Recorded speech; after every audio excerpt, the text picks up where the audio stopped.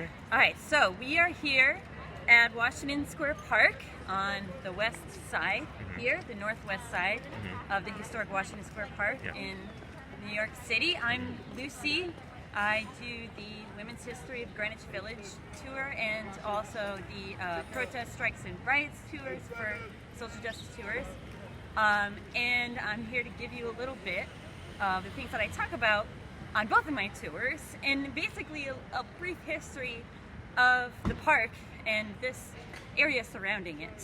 Whether you've been here or not, I'm sure you're familiar with Greenwich Village and the park, the arch and all of these things, but this park was established in 1827, almost 200 years ago. But I want you to think for a moment what it looked like before that. Before the colonial era, when this was Lenape land. And nearby here, west of here, was the village Sapocanican. The name the Dutch translated to land where the tobacco grows. And it was a trading village right on the Hudson River. But back then, that river was called by the indigenous people here the Mohicanatuck. Later, actually, during the colonial period, it was called the North River. But there was another historic body of water that ran through here called the Meadow Stream, or the Meadow Creek. And it started north of here, and it went down kind of what is Fifth Avenue today. And then it cut across the park. It was a bit marshy around there. And it went all the way down to the Hudson. So to talk a bit more about that river and what sort of grew up around the river, we're going to walk south here.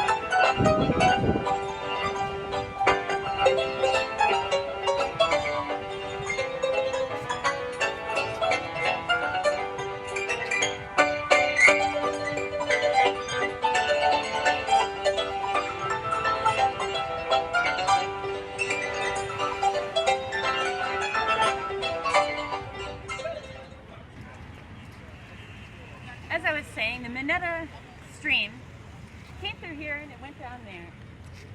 Sorry, forgot this. I was wearing this. A little bit south of us, there was a bridge that went over it, and alongside the Meadow was a heavily trafficked footpath that went from here down to the city of what was then the small city of New Amsterdam and later New York. Eventually, the Meadow goes underground, and it's actually still flowing beneath us. That bridge that crossed it became Meadow Lane, right down there. And the street that went alongside it, or the pathway that went alongside it, became Meadow Street. But actually, before that happened, the pathway that went along there that became Meadow Street was called the Negroes Causeway. And that's because for more than 2 centuries, this neighborhood around here was populated by predominantly African-American people, starting from the Dutch all the way to the end of the 1800s. And by the 1800s, it was actually called Little Africa. New York City's first major culturally and economically significant free black neighborhood. And it was full of amazing intellectuals and entrepreneurs and businesses and all of that. Like I said, it lasted until the 1800s, but it started with the Dutch.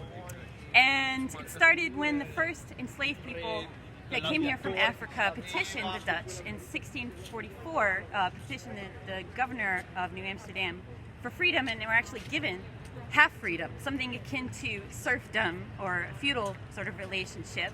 And they were granted farmland up here.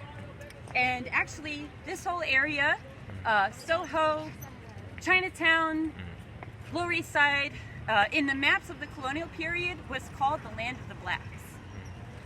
And that's actually why we also have the African burial ground kind of in that same area. There's very little left behind besides maybe some of the buildings from that era. unfortunately. So, moving forward in time, we're going to go a little bit down this way.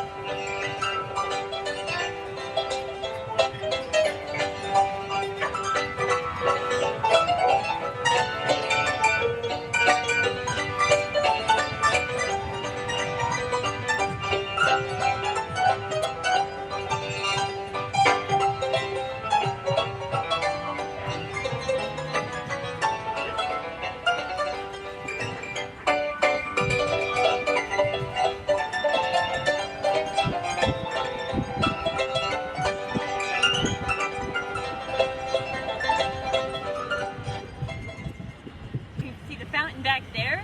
On this side, tons of NYU buildings, replacing the historic buildings that used to be here. And again, this was all at one point an immigrant neighborhood, and before that it was Little Africa, also a big part of the Underground Railroad, which I forgot to say. But going back to a bit to the beginning of this park, by the late colonial period, the end of the 1700s, Greenwich Village was growing, but Greenwich Village was actually west of here, kind of by Christopher and Bedford Streets over there. This area was still not so populated. The river was still, the meadow was still going through here.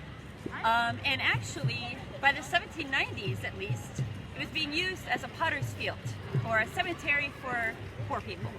And there was also a couple of churches over here that had their burial vaults around here. And by the 1790s, there was also a cemetery for yellow fever victims.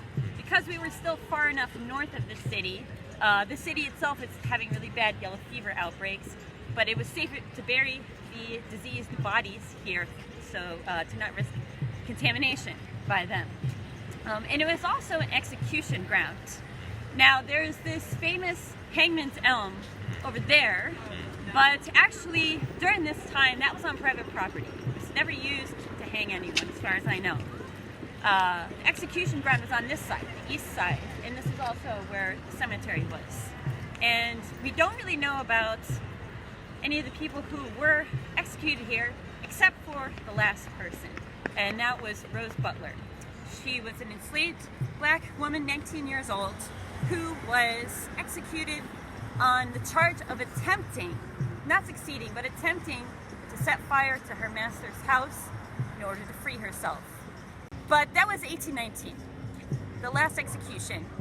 1825 is when the city stops using this as a cemetery, buys the western portion, turns it into the Washington Military Parade Ground. And then 2 years after that, 1827, it became a park. And now we're going to walk a bit through the park to the northwest side and talk about what happens after it becomes a park. Follow me.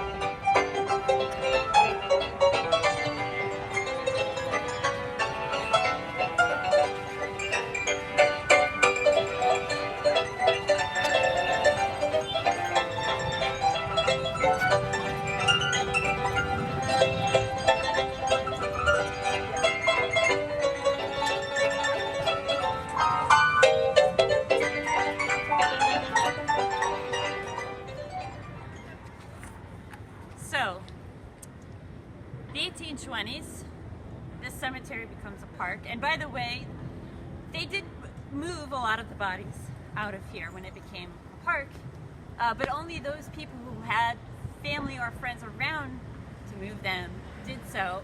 There's estimated to be still about 20,000 bodies under here, and including perhaps the cemetery burial vaults that were found kind of around this part of the park.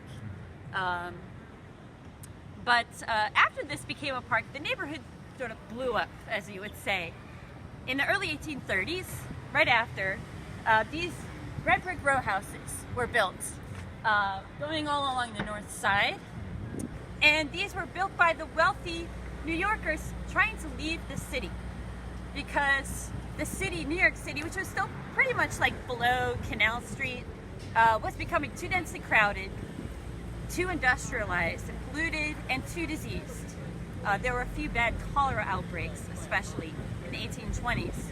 And again, this is far enough outside to be out of the way of that, and also a better place to build your nice new home than a brand new park.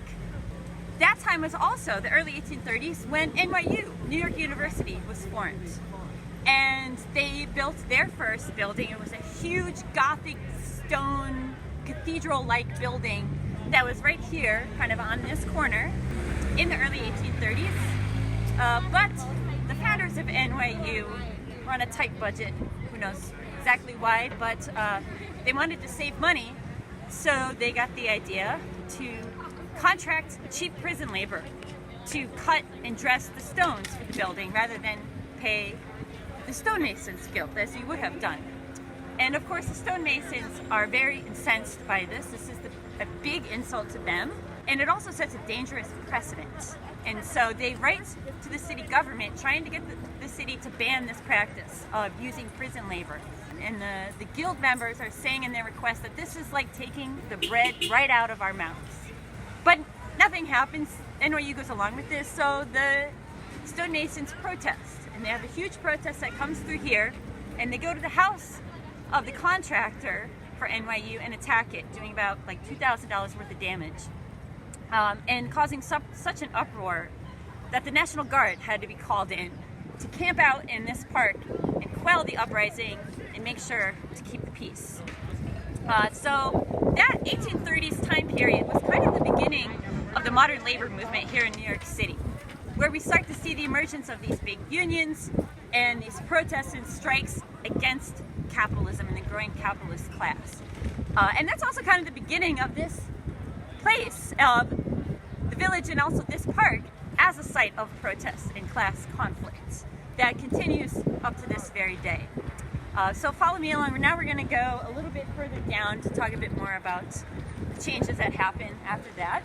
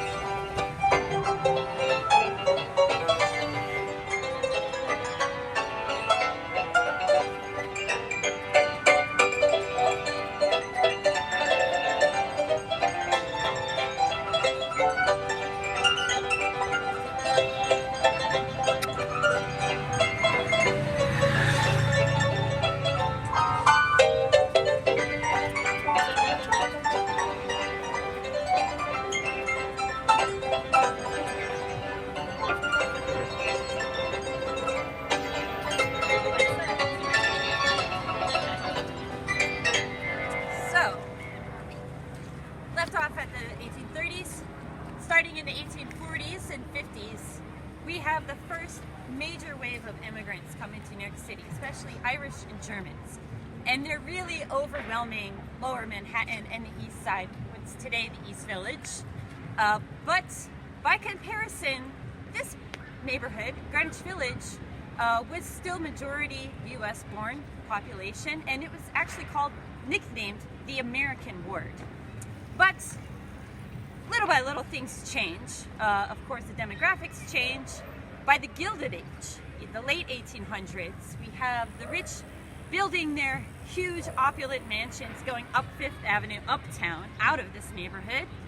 And we have the city kind of surrounding us here, becoming more and more industrialized and more crowded again, but with new immigrants coming from Southern and Eastern Europe this time, especially on this south side over here. Little Africa is becoming kind of an Italian enclave at this point. By this time, also this street right here was being called Widow's Row. It was old, quaint, old-fashioned, aging population here, but they were trying very hard to hold on to the Greenwich Village that they once knew. And that brings us to this arch here. It was dedicated to George Washington on the centennial, or following the centennial of his inauguration as president. He was inaugurated in 1789. So 1889, there's a huge parade that comes through here. They have a temporary arch, and then a few after that, they decide to have this permanent arch here. 1889 was also the year that this author, William Dean Howells, published a novel called The Hazard of New Fortunes.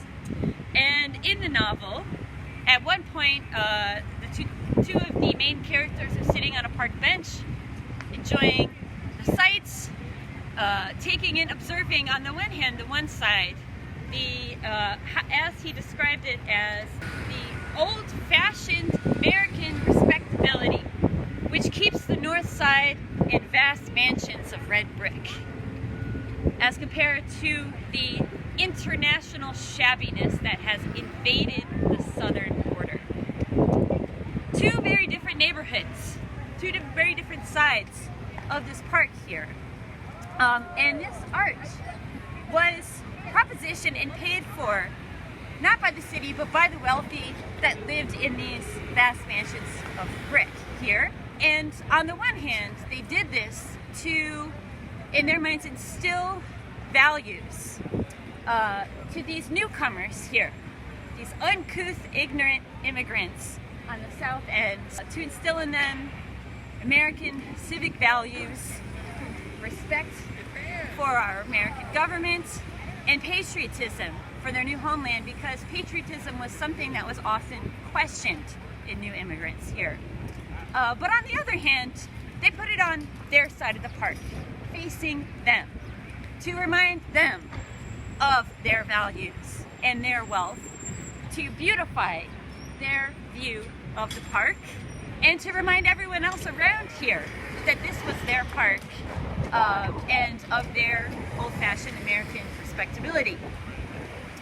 And around the same time, there were also the older, wealthier people that were living here were also forming organizations to protect their neighborhood, like the Washington Square Associations, the Greenwich Village Improvement Society, and it was to protect the neighborhood, to have zoning laws in one sense to prevent new factories and skyscrapers from coming here, but also pushing the city to create tenement laws that would clean up the slums over here, and several times unsuccessfully trying to preserve the old character of their park, to get rid of all the push carts and immigrant vendors that are around here, to get rid of the rowdy, dirty children that were playing in their park, and all of the new bohemians that were hanging out and causing a ruckus. Their idea of the park was this old-fashioned idea that it was a place to just come and be quiet and observe nature and all that. Not a place to have fun. And not a place for lots of crowds to sort of like take it over and trash it in their minds. So now we kind of have this same struggle, but from an opposite angle these days, where you have lots of new people coming into the neighborhood, calling the cops on people that are being too loud and rowdy, people that have already been there. And you have a lot of historic preservation still going on in this neighborhood, especially against NYU here, New York University, which has been buying up lots of property, destroying historic buildings to make more student housing and such. And so there's an ongoing battle with that. But the problem with some of this preservation is that it's often raises the property values of places, it makes them more expensive, and so it increases gentrification. And also, how do we distinguish between the contemporary preservationists and these old-fashioned, respectable Americans trying to protect their neighborhood?